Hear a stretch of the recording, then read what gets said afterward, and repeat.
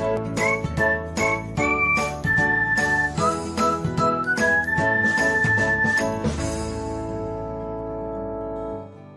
everyone, welcome back to another episode of Technologyglance.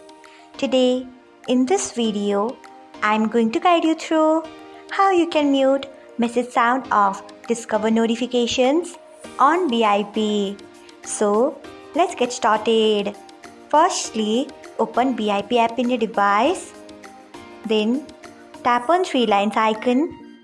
Next, tap on settings.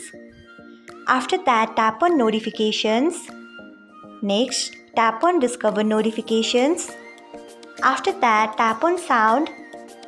Next, you can see the option of mute. Tap on it. Then tap on arrow. Next, tap on save. So, this is how you can mute message sound of discover notification on VIP.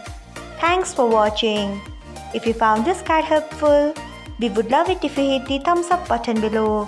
We upload great new tech tutorials like this one every day.